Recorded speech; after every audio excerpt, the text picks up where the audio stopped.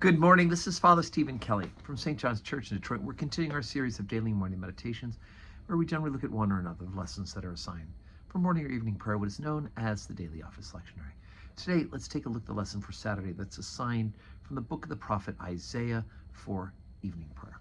Remember, we are reading the book of the prophet Isaiah at both morning and evening prayer, so we're going sequentially at a much quicker clip because we're doing 2 readings a day. So we're up to chapter number 7, beginning at verse 10, and what you will hear in here is one of the great prophecies for the coming of Jesus Christ. Chapter 7, beginning at verse 10. Moreover, the Lord spake again unto Ahaz, saying, Ask thee a sign of the Lord thy God. Ask it either in the depth or in the height above. But Ahaz said, I will not ask, neither will I tempt the Lord. And he said, Hear ye now, O house of David. Is it a small thing for you to weary men? But will ye weary my God also? Therefore, the Lord himself shall give you a sign. Behold, a virgin shall conceive, and bear a son, and shall call his name Emmanuel. Butter and honey shall he eat, that he may know to refuse the evil, and choose the good. For before the child shall know to refuse the evil and choose the good, the land that thou abhorrest shall be forsaken of both her kings. The Lord shall bring upon thee, and upon thy people, and upon thy father's house, days that have not come from the day that Ephraim departed from Judah, even the king of Assyria. And it shall come to pass in that day that the Lord shall hiss for the fly that is in the uttermost parts of the rivers of Egypt, and for the bee that is in the land of Assyria. And they shall come, and shall rest all of them on the desolate valleys, and in the holes of the rocks, and upon all thorns, and upon all bushes.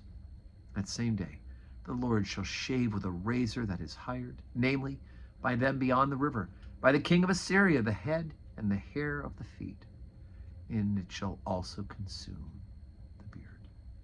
Okay, so the big part of this story is this prophecy by Isaiah that the people of Israel will find themselves being destroyed by the Assyrians, that they will be taken over, they will be removed from the promised land. We know that, in fact, that Babylonian exile is a reality for the people of the Jews, that they were removed so that a new generation could be purified and brought back into the promised land. But of course, we also have this prediction of the coming of Jesus. There, behold, a virgin shall conceive and bear a son, and shall call his name Emmanuel. And what does Emmanuel mean? God with us, right? What is Jesus? It is God dwelling with us. The Word was made flesh and dwelt among us. Jesus Christ, the second person of the Trinity, takes human flesh from the womb of the Virgin Mary and becomes man.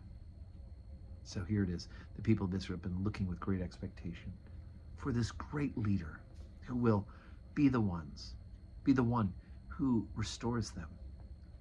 But they're thinking of the short-term picture, the restoration back to the promised land.